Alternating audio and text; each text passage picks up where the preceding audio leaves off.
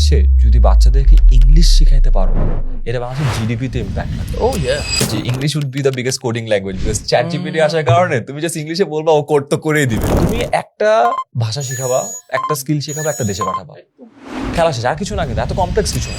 So, আমরা এখন এই বছর যেটা ফোকাস করছি, অন্য সবকিছু বাদ, আমরা ইংলিশটা একদম পারফেক্ট করতে পারি কি, একদম পারফেক্ট। ইটস লাইক একাডেমিক্স, আমরা একাডেমিক একদম পারফেকশনিস্ট লেভেলে নিয়ে যাব।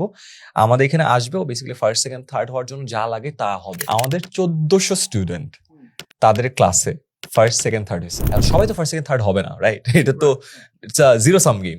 বাট ওইটার সব এলিমেন্টস আমরা দিব, আর ইংলিশে একদম ডেপথে যায় ওই জিনিসটা করবো। বিকজ দিন শেষে যে এখন একটা কথা বলতেছি, English would be the biggest coding language, because chat GPT আসার কারণে তুমি জাস্ট ইংলিশে বলবা, ও কোড তো করেই দিবে।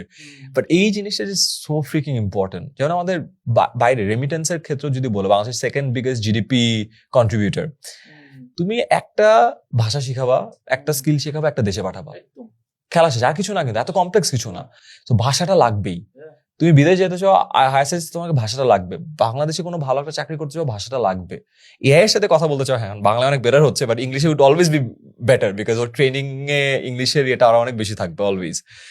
এইটা যদি শেখানো যায়, we can bring a huge impact.